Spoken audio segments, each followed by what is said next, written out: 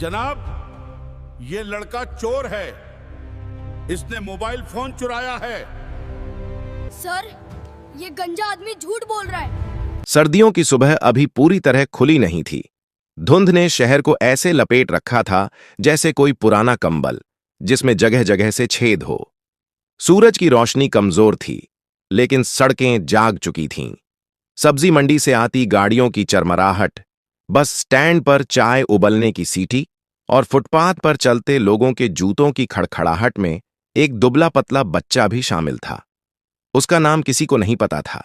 लोग उसे बस कबाड़ी लड़का कहते थे। करीब 15 साल का रहा होगा। उम्र से ज्यादा थका हुआ, बदन पर फटा पुराना स्वेटर जिसकी कोहनियां घिस चुकी थीं, नीचे एक पतलून जो कभी किसी और की रही होगी, पैरों में अलग अलग रंग की चप्पलें, कंधे पर बोरी टांगे व रोज की तरह कबाड़ बीन रहा था। टूटी बोतलें, जंग लगा लोहा, प्लास्टिक की थैलियां, जो मिल जाए वही उसकी रोजी थी। उसकी आंखें तेज थीं। जरूरत ने उसे जल्दी बड़ा कर दिया था। वह हर मोड़ जानता था, हर गली पहचानता था। कहां से ज्यादा कबाड़ मिलेगा, कहां से पुलिस डांटेगी, कहां से दुकानदार एक दिन पुरानी रोटी दे देगा, सब याद था उसे। आज वह थोड़ा जल्दी निकल पड़ा था। मां की तबीयत 2 दिन से खराब थी। झुग्गी में लेटी खांसती रहती थी। डॉक्टर का नाम सुनते ही हंसी आ जाती थी। पैसे होंगे तभी तो डॉक्टर आएगा, इसलिए आज बोरी ज्यादा भरनी थी। वह सड़क पार कर ही रहा था कि पीछे से कड़क आवाज आई, ए लड़के, रुक। उसने पलट कर देखा। खाकी वर्दी, पुलिस इंस्पेक्टर। मोटा शरीर, मूंछें तनी हुई, आंखों में शक और ऊब दोनों। लड़के का दिल धक से रह गया। उसने कुछ नहीं किया था, फिर भी कदम अपने आप धीमे पड़ गए। क्या है बोरी में? इंस्पेक्टर ने पूछा। कबाड़ है साहब, लड़के ने धीरे से कहा। इंस्पेक्टर ने बोरी झटके से छीन ली, उलट पलट कर देखने लगा। प्लास्टिक, लोहा, कागज। कुछ देर तक उसे कुछ नहीं मिला। तभी पास की एक दुकान से आवाज आई, साहब, मेरा मोबाइल अभी यहीं रखा था। इंस्पेक्टर की आंखें चमक गईं। उसने बिना सोचे समझे लड़के की तरफ देखा। मोबाइल चुराया है? आवाज अब ऊंची थी। नहीं साहब, लड़का घबरा गया। मैंने कुछ नहीं किया। लड़के की आवाज कांप रही थी। उसकी आंखों में डर था, गुस्सा नहीं। आदत थी उसे, सवाल पूछने की नहीं, सहने की। थाने में कागज भरे गए। चोरी का केस, झूठा लेकिन कागज पर सच्चा। लड़के का नाम पूछा गया। वह कुछ पल चुप रहा, फिर बोला, अमन। बस इतना ही लिखा गया। शाम होते होते उसे हवालात से निकालकर कोर्ट ले जाया गया। अगले दिन पेशी थी। अमन को नहीं पता था कि कोर्ट क्या होता है। उसे बस इतना पता था कि जहां पुलिस ले जाए वहां सिर झुकाकर चलना चाहिए। कोर्ट की इमारत उसके लिए किसी दूसरी दुनिया जैसी थी। ऊंची छतें, काले कोट, फाइलों का ढेर। उसे कटघरे के पास खड़ा कर दिया गया। वह जमीन देख रहा था, नंगे पैरों के नीचे ठंडी फर्श महसूस कर रहा था। उसे नहीं पता था कि कुछ ही मिनटों में उसकी जिंदगी की सबसे बड़ी सच्चाई उसके सामने खड़ी होने वाली है। कोर्ट रूम में हलचल थी। पेशकार की आवाजें, कुर्सियों की सरसराहट और वकीलों के काले कोटों की फड़फड़ाहट। अमन को यह सब किसी शोर भरे सपने जैसा लग रहा था। उसे कटघरे के पास खड़ा कर दिया गया था। हाथ खाली थे, लेकिन कंधों पर डर का बोझ था। उसने धीरे से सिर उठाया। सामने ऊंचे मंच पर जज की कुर्सी थी। कुर्सी अभी खाली थी। अमन ने पहली बार महसूस किया कि यह जगह किसी मंदिर जैसी है। फर्क बस इतना था कि यहां भगवान नहीं, फैसला बैठता है। पुलिस इंस्पेक्टर पहली पंक्ति में खड़ा था, सीना ताने, चेहरे पर आत्मविश्वास, जैसे उसे पूरा यकीन हो कि जो किया है सही किया है। उसके लिए यह एक छोटा सा केस था। एक गरीब बच्चा, एक चोरी का इल्जाम और एक फाइल। शाम तक सब निपट जाना था। सरकारी वकील फाइल पलट रहा था। उसने अमन को ऊपर से नीचे देखा। नजर में कोई सवाल नहीं था, सिर्फ औपचारिकता थी। केस नंबर 214, पेशकार की आवाज गूंजी। सब खड़े हो गए। जज आए। अमन ने अनजाने में भीड़ को देखकर भी सिर नहीं उठाया, लेकिन जैसे ही जज ने कुर्सी संभाली और बैठने की हल्की सी आवाज आई, अमन का दिल तेज धड़कने लगा। कुछ तो था उस माहौल में जो उसे असहज कर रहा था। अभियुक्त को सामने लाया जाए, जज ने कहा। अमन को 2 कदम आगे बढ़ाया गया। वह अब सीधे जज के सामने था। जज की नजर पहली बार उस पर पड़ी। वह नजर कठोर नहीं थी, न ही उदासीन, बस गहरी थी, जैसे किसी किताब का पहला पन्ना खोलकर पढ़ा जा रहा हो। जज कुछ सेकंड तक चुप रहे। अमन को लगा जैसे वक्त रुक गया हो। नाम? जज ने पूछा। अमन, उसने धीमे से कहा। उम्र? 15, शायद। आवाज में झिझक थी। जज की भौहें हल्की सी सिकुड़ी। शायद शब्द शायद ने उन्हें रोका था। पढ़ते हो? अमन ने सिर हिलाया। नहीं साहब। क्या करते हो? कबाड़ बीनता हूं। कोर्ट रूम में हल्की सी सरगोशी हुई। कोई खांसा, किसी ने कुर्सी बदली। जज ने फाइल खोली, फिर इंस्पेक्टर की ओर देखा। इल्जाम? इंस्पेक्टर ने आवाज साफ की। माय लॉर्ड, अभियुक्त ने बाजार में एक दुकानदार का मोबाइल फोन चुराया, मौके पर पकड़ा गया। जज ने नजर उठाकर फिर अमन को देखा। तुमने मोबाइल चुराया? अमन की आंखें भर आईं। नहीं, उसने साफ कहा। पहली बार उसकी आवाज में डर के साथ मजबूती भी थी। तुम्हारे पास से मोबाइल बरामद हुआ? जज ने पूछा। इंस्पेक्टर एक पल के लिए रुका। नहीं, लेकिन परिस्थितिजन्य साक्ष्य। जज ने बात काटी। या अनुमान? कोर्ट रूम में सन्नाटा फैल गया। जज ने फाइल बंद कर दी। उन्होंने कुर्सी से पीठ टेकाई और अमन को फिर से देखा। इस बार नजर सिर्फ कानूनी नहीं थी, उसमें कुछ निजी था, कुछ ऐसा जो अमन समझ नहीं पा रहा था। जज ने धीरे से पूछा, तुम्हारे पिता क्या करते थे? अमन का गला भर आया। पता नहीं साहब, मां कहती हैं वो बहुत पहले चले गए। ये सुनते ही जज का चेहरा एक पल के लिए सख्त हो गया। उनकी उंगलियां कुर्सी के हत्थे पर कस गईं, जैसे किसी ने किसी पुराने जख्म को छू लिया हो। उन्होंने गहरी सांस ली। इंस्पेक्टर, जज की आवाज अब ठंडी थी, क्या आप शपथ लेकर कह सकते हैं कि यह बच्चा दोषी है? इंस्पेक्टर पहली बार असहज हुआ। कोर्ट रूम ने यह बदलाव महसूस किया।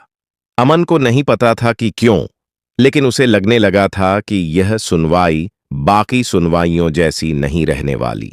कोर्ट रूम में अब वह औपचारिक शोर नहीं था, जैसे किसी ने अदृश्य हाथ से आवाजें दबा दी हों। जज अपनी कुर्सी पर सीधे बैठे थे, लेकिन उनकी आंखें अब फाइल पर नहीं थीं।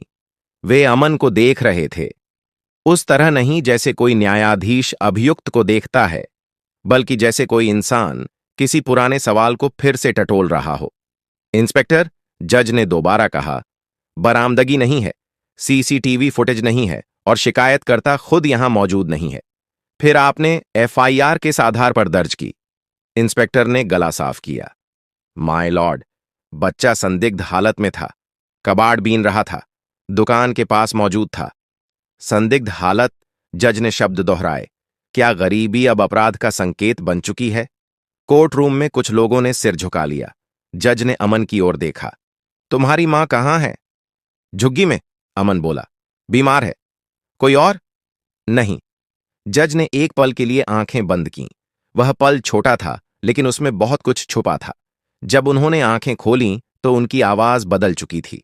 सख्ती कम थी, वजन ज्यादा। इंस्पेक्टर, उन्होंने कहा, आप जानते हैं कि नाबालिग से जुड़ा मामला विशेष सावधानी मांगता है? इंस्पेक्टर ने सिर हिलाया। जी, माय लॉर्ड। फिर आपने बाल कल्याण समिति को सूचना क्यों नहीं दी? इस सवाल पर इंस्पेक्टर के चेहरे का रंग बदल गया। माय लॉर्ड, मामला छोटा था। छोटा आपके लिए, जज ने कहा, लेकिन इस बच्चे के लिए यह उसकी पूरी जिंदगी हो सकती है। यह पहली बार था जब अमन ने किसी बड़े आदमी को अपने लिए बोलते सुना। उसकी आंखें अनजाने में भर आईं, लेकिन उसने आंसू पोंछ लिए। उसे रोना पसंद नहीं था, रोने से पेट नहीं भरता। जज ने पेशकार की ओर देखा। इस बच्चे की उम्र की पुष्टि हुई? नहीं, माय लॉर्ड। जज की उंगलियां मेज पर हल्के से थपीं। मतलब, आपने एक नाबालिग पर चोरी का केस दर्ज कर दिया, बिना प्राथमिक जांच के। कोर्ट रूम में बैठे कुछ वकील एक दूसरे को देखने लगे। मामला अब सामान्य नहीं रहा था। जज ने अमन से पूछा, तुम्हें कोर्ट आने से पहले बताया गया था कि तुम्हारे अधिकार क्या हैं? अमन ने सिर हिलाया। नहीं। तुम्हें डराया गया? अमन चुप रहा, फिर बहुत धीमे से बोला, थोड़ा। यह थोड़ा जज के सीने में कहीं गूंज गया। उन्होंने अचानक फाइल बंद कर दी। इंस्पेक्टर, जज ने कहा, आप बाहर प्रतीक्षा करें। इंस्पेक्टर चौंका। माय लॉर्ड, मैंने कहा बाहर। इंस्पेक्टर ने विरोध नहीं किया। वह बाहर चला गया। लेकिन उसके चेहरे पर अब आत्मविश्वास नहीं था। कोर्ट रूम में सन्नाटा था। जज ने अमन की तरफ देखा। उनकी आंखों में कुछ ऐसा था जो अब न्यायाधीश का नहीं लग रहा था। तुम्हारा पूरा नाम क्या है? उन्होंने पूछा। अमन कुमार, जवाब आया। जज का चेहरा एक पल के लिए स्थिर हो गया, जैसे किसी भूले हुए दरवाजे पर अचानक दस्तक हुई हो। तुम्हारी मां का नाम? सीमा। यह सुनते ही जज की सांस अटक गई। कोर्ट रूम ने कुछ नहीं देखा, लेकिन जज के भीतर कोई दीवार दरक चुकी थी। उन्होंने खुद से बहुत धीमे में कहा, इतना धीमे कि कोई और न सुन सके, सीमा।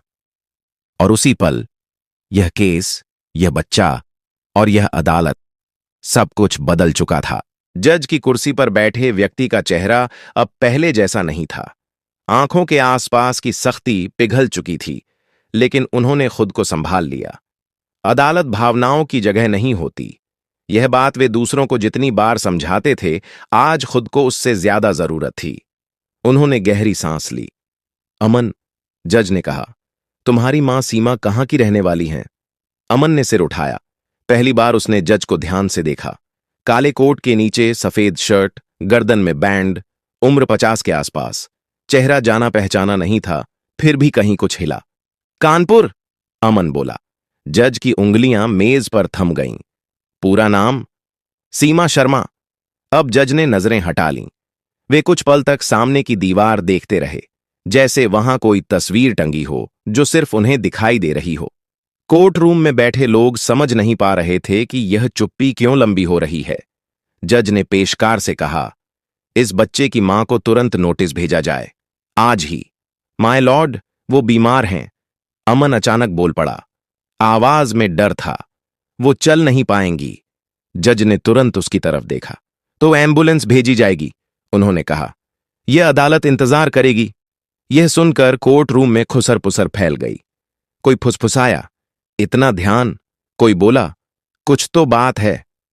जज ने हथौड़ा नहीं बजाया, लेकिन उनकी आवाज ने सबको चुप करा दिया। अदालत की कार्यवाही स्थगित नहीं हुई है, सिर्फ सच को बुलाया जा रहा है। अमन को समझ नहीं आ रहा था कि यह सब क्यों हो रहा है।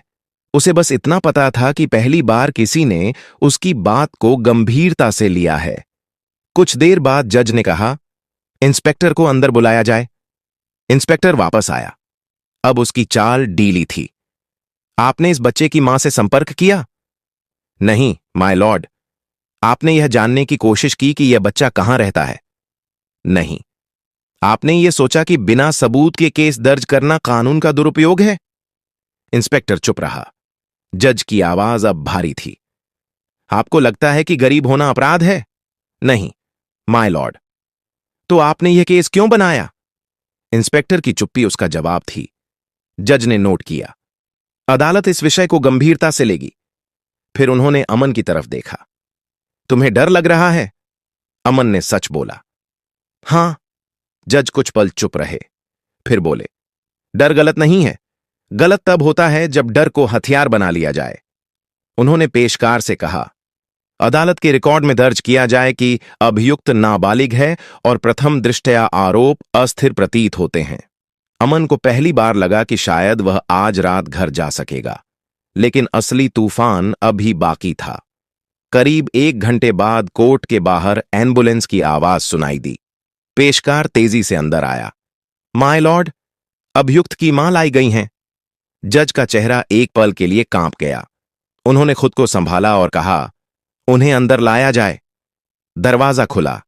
एक कमजोर सी औरत दुबली पीली साड़ी में लिपटी हुई सहारे से चलती हुई अंदर आई। उसकी आंखें थकी हुई थीं, लेकिन बेटे को देखते ही चमक उठीं। अमन, उसने धीमे से कहा। अमन दौड़कर उसके पास गया, लेकिन सिपाही ने रोक दिया। मां ने सामने देखा, और जैसे ही उसकी नजर जज पर पड़ी, उसके कदम वहीं थम गए। उसका चेहरा सफेद पड़ गया। आप? आवाज टूट गई। जज खड़े हो गए। पूरा कोर्ट रूम सन्न रह गया। सीमा? जज ने बहुत धीमे से कहा। मैं हूं। अब अदालत में कोई शक नहीं बचा था। जज और यह बच्चा एक ही कहानी के 2 छूटे हुए पन्ने थे। कोर्ट रूम में कोई सांस भी जैसे उधार की चल रही थी। जज अब भी खड़े थे। सामने वह औरत थी जिसकी आंखों में थकान के नीचे सालों पुराना दर्द छिपा था। सीमा शर्मा। वही नाम, वही चेहरा। बस वक्त ने सब कुछ छीन लिया था। बैठ जाइए, जज ने कहा। आवाज संयत थी, लेकिन भीतर हलचल साफ महसूस की जा सकती थी। सीमा कुर्सी पर बैठ गई। अमन उसके पास खड़ा था। उसने मां की साड़ी का पल्लू कसकर पकड़ रखा था, जैसे कहीं यह सब सपना न हो और मां फिर से उससे दूर न हो जाए। जज ने पेशकार की ओर देखा। रिकॉर्ड के लिए, उन्होंने कहा, क्या अभियुक्त की मां का बयान दर्ज किया जा सकता है? जी, माय लॉर्ड। जज ने सीमा की तरफ देखा। सीमा, उन्होंने कहा, क्या आप मुझे पहचानती हैं? सीमा ने नजरें झुका लीं। कुछ पल बाद बोली, पहचानती हूं। कोर्ट रूम में सन्नाटा और गहरा हो गया। ये मेरा बेटा है, उसने कांपती आवाज में कहा। अमन, 15 साल का। जज ने सिर हिलाया। और उसके पिता?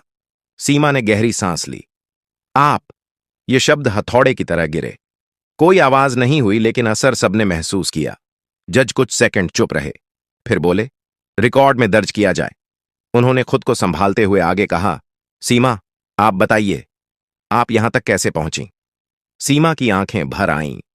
सालों पहले, उसने कहा, जब मैं गर्भवती थी, आप प्रमोशन के लिए दूसरे शहर जा रहे थे। आपने कहा था कि कुछ महीनों की बात है, लेकिन वो महीने साल बन गए। मैं इंतजार करती रही। कॉल बंद हो गए, चिट्ठियां वापस आने लगीं। जज की उंगलियां आपस में कस गईं। मैंने कोशिश की, सीमा बोली, लेकिन आपकी दुनिया बड़ी हो चुकी थी। मेरी छोटी जिंदगी उसमें फिट नहीं हो रही थी। मैंने कभी नहीं जाना कि तुम्हारा बच्चा। जज की आवाज पहली बार लड़खड़ाई। क्योंकि आपने जानना नहीं चाहा, सीमा ने सीधे कहा। न गुस्सा, न ताना, सिर्फ थकान। कोर्ट रूम में बैठे लोग यह समझ चुके थे कि वे किसी फैसले के नहीं, किसी टूटे रिश्ते के गवाह हैं। जज ने अमन की ओर देखा। तुम्हें पता था? अमन ने सिर हिलाया। मां ने कभी नहीं बताया, बस इतना कहा कि पापा अच्छे आदमी थे, लेकिन जिंदगी अलग हो गई। यह सुनकर जज की आंखें भर आईं, लेकिन उन्होंने आंसू रोके। उन्होंने हथौड़ा उठाया। अदालत का आदेश, जज ने कहा। यह मामला प्रथम दृष्टया झूठा प्रतीत होता है। अभियुक्त अमन कुमार को तत्काल सभी आरोपों से मुक्त किया जाता है। अमन की मां की आंखों से आंसू बह निकले। अमन ने पहली बार राहत की सांस ली, लेकिन जज की आवाज अभी खत्म नहीं हुई थी। साथ ही उन्होंने कहा, इस अदालत को यह भी प्रतीत होता है कि पुलिस द्वारा नाबालिग के साथ कानून का दुरुपयोग किया गया है। इंस्पेक्टर का चेहरा उतर गया। इस विषय में अलग से कार्यवाही की जाएगी। जज ने फिर अमन और सीमा को देखा। अदालत स्थगित नहीं होती, उन्होंने कहा, लेकिन आज एक पिता को अपने कर्तव्य का सामना करना है। यह सिर्फ एक केस का अंत नहीं था, यह एक नए अध्याय की शुरुआत थी। कोर्ट रूम की हवा बदल चुकी थी। जो लोग कुछ देर पहले एक मामूली चोरी का केस देखने आए थे, वे अब कानून के एक और चेहरे से रूबरू हो रहे थे। जज ने हथौड़ा हल्के से रखा, लेकिन उनकी आवाज में कोई नरमी नहीं थी। इंस्पेक्टर, उन्होंने कहा, आप आगे आइए। इंस्पेक्टर कदम बढ़ाकर सामने आया। अब उसकी चाल में वह अकड़ नहीं थी। आंखें झुकी हुई थीं, जैसे पहली बार उसे एहसास हुआ हो कि वर्दी सिर्फ ताकत नहीं, जिम्मेदारी भी होती है। आपने बिना सबूत के एक नाबालिग पर चोरी का आरोप लगाया, जज बोले। आपने न तो बाल कल्याण समिति को सूचना दी, न ही उसके अभिभावक को। क्या आप जानते हैं कि यह सीधे तौर पर कानून का उल्लंघन है? इंस्पेक्टर ने धीमे से कहा। गलती हो गई माय लॉर्ड। जज की आवाज सख्त हो गई। गलती तब होती है जब नीयत साफ हो। यहां नीयत पर सवाल है। कोर्ट रूम में बैठे वकील समझ चुके थे कि अब यह सिर्फ अनुशासनात्मक मामला नहीं रहेगा। जज ने पेशकार को निर्देश दिया, रिकॉर्ड में दर्ज किया जाए कि संबंधित इंस्पेक्टर के विरुद्ध प्रथम दृष्टया सत्ता के दुरुपयोग और झूठा मुकदमा दर्ज करने के आरोप बनते हैं। इंस्पेक्टर ने सिर उठाया। माय लॉर्ड, मेरा करियर। जज ने उसे बीच में ही रोक दिया। जिस बच्चे का बचपन आपने कुचलने की कोशिश की, उसके करियर का क्या? यह सवाल जवाब नहीं मांगता था। अदालत राज्य सरकार को निर्देश देती है, जज ने आदेश पढ़ते हुए कहा, कि उक्त इंस्पेक्टर को तत्काल प्रभाव से निलंबित किया जाए और विभागीय जांच प्रारंभ की जाए। कोर्ट रूम में फुसफुसाहट फैल गई। किसी ने धीरे से कहा, आज मिसाल बनेगी। इंस्पेक्टर की दुनिया वहीं ढह गई। उसे पहली बार समझ आया कि गरीब की चुप्पी को कमजोरी समझना कितनी बड़ी भूल हो सकती है। जज ने अब नजरें अमन और सीमा की ओर मोड़ी। अमन, उन्होंने कहा, आवाज अब भारी नहीं थी बल्कि ईमानदार थी। तुम्हें घर भेजा जा रहा है, आज नहीं, अभी। अमन ने मां की तरफ देखा। उसकी आंखों में सवाल थे, लेकिन डर नहीं था। और सीमा, जज बोले, अदालत यह भी निर्देश देती है कि इस बच्चे की पढ़ाई और इलाज की जिम्मेदारी जिला विधिक सेवा प्राधिकरण लेगा। सीमा की आंखों से आंसू बह निकले। माय लॉर्ड, जज ने धीरे से सिर हिलाया, यह दया नहीं है, यह अधिकार है। फिर वह पल आया जो कानून की किताबों में नहीं लिखा होता। जज ने कोर्ट को कुछ मिनटों के लिए स्थगित किया। वे कुर्सी से उतरे। पहली बार नहीं, लेकिन इस बार वजह अलग थी। वे मंच से नीचे आए और अमन के सामने खड़े हो गए। अमन घबरा गया। उसने सोचा, शायद कुछ गलत हो गया, लेकिन जज ने बहुत धीमे से कहा, अगर तुम चाहो तो मुझसे सवाल पूछ सकते हो। अमन ने मां की तरफ देखा। सीमा ने सिर हिलाया। आप सच में मेरे पापा हैं? यह सवाल सीधा था, न शिकायत न आरोप। जज की आंखें भर आईं। हां, उन्होंने कहा, और यह सच मैंने बहुत देर से स्वीकार किया है। अमन कुछ नहीं बोला। वह बस खड़ा रहा। फिर धीरे से बोला, तो फिर आप हमें छोड़कर क्यों चले गए? यह सवाल किसी अदालत में दर्ज नहीं हुआ, लेकिन वह जज के दिल में हमेशा के लिए दर्ज हो गया। वे कुछ पल चुप रहे, फिर बोले, क्योंकि मैं कमजोर था और आज मैं उसकी कीमत चुका रहा हूं। अमन ने कुछ नहीं कहा। उसने बस मां का हाथ और कसकर पकड़ लिया।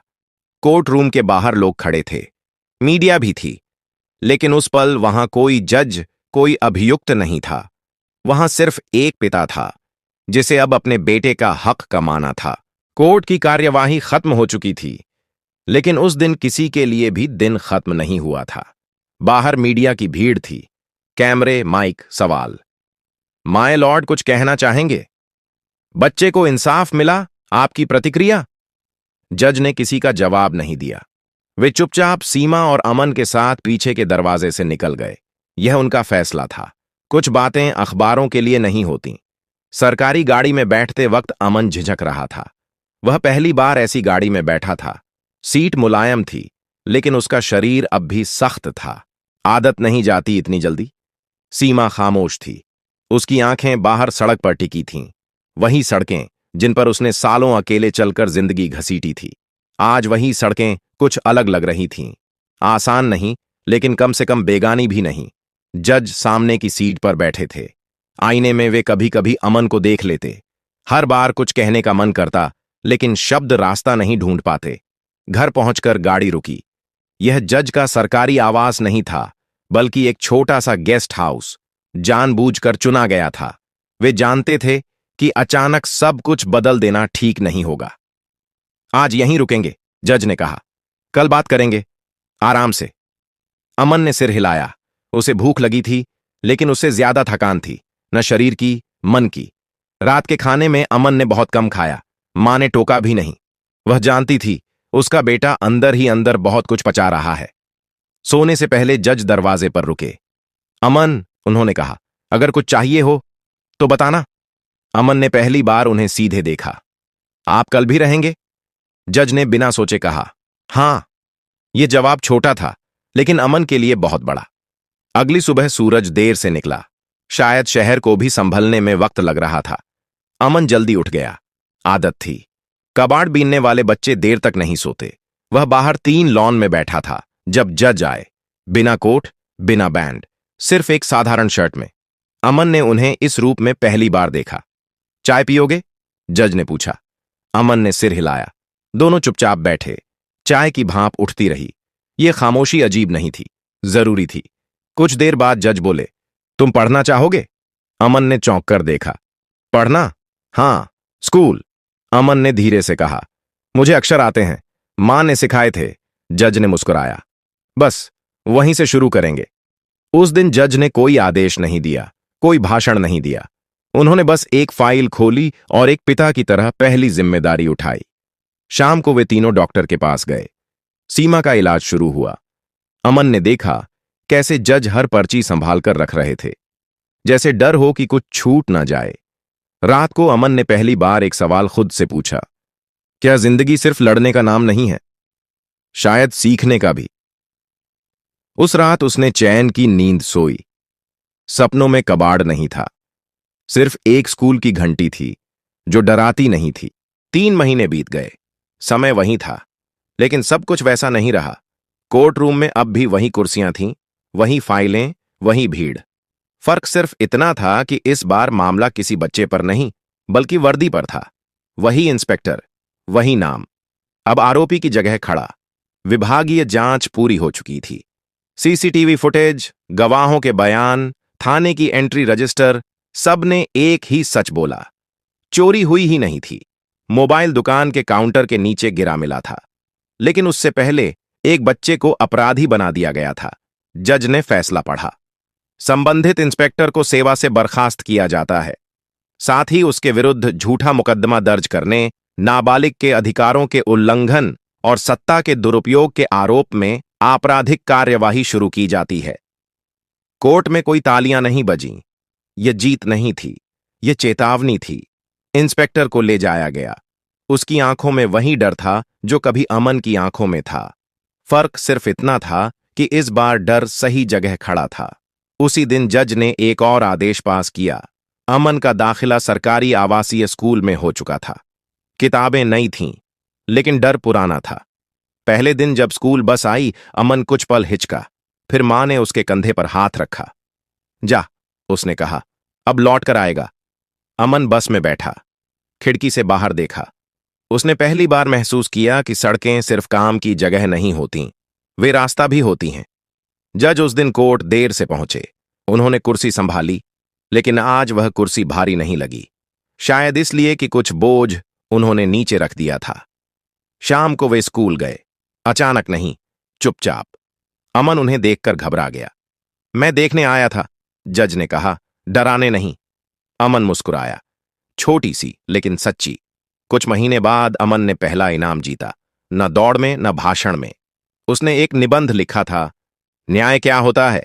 उसने लिखा था, न्याय तब होता है जब कोई आपकी बात सुने, जब आपको पहले अपराधी न माने, और जब गलती करने वाला माफी नहीं, जिम्मेदारी ले।